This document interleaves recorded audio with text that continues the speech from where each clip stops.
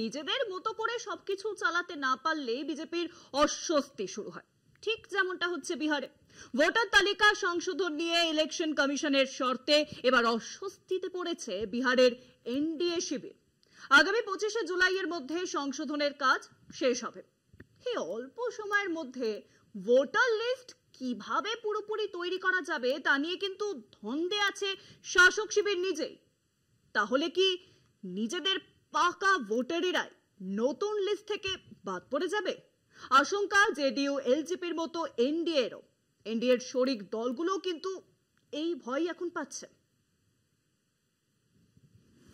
আগামী নভেম্বরে বিহার বিধানসভা নির্বাচন, সেই লক্ষ্যে বিহারে শুরু হয়েছে ভোটার তালিকা সংশোধনের কাজ। গত 25শে জুন থেকে এক মাস ব্যাপী বাড়ি বাড়ি ঘুরে তালিকা সংশোধন করা হবে। 25শে জুলাইয়ের মধ্যে সংশোধনের কাজ শেষ করতে হবে। বিজেপি সক্রিয়ভাবে এই সংশোধনের কাজে কমিশনের সহায়কের ভূমিকা নিয়েছে।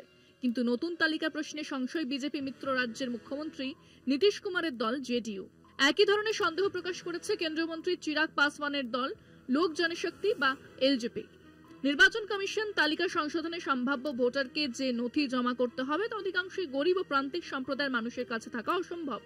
কমিশন জন্মের শংসাপত্র সহ মোট 11টি নথির তালিকা দিয়েছে। আর যে কোনো একটি পেশ করে ভোটার হিসেবে নাম তোলার আবেদন করতে হবে।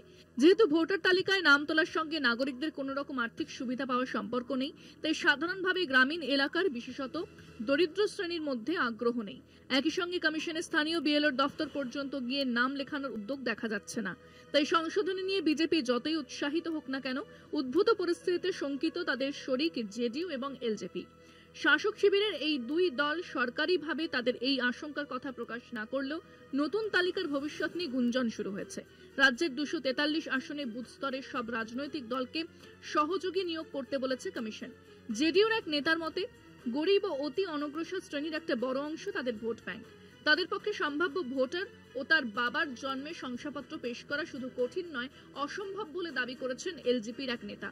তার আশঙ্কা, নথি পেশ না করার কারণে পিছিয়ে বর্গের ভোটারদের একটা বড় অংশ বঞ্চিত হতে পারেন। ঘটনাচক্রে দলিত, অনগ্রসর ও অতি অনগ্রসরদের ভোটের সুবাদেই এলজেপির ভোটের ভাগ্য নির্ধারিত হয়। তবে এনডিএর শরিক হওয়ায় আপাতত কমিশনের ভূমিকা নিয়ে তাদের আপত্তির কথা প্রকাশ্যে তোলেনি তারা। কলকাতা টিভি।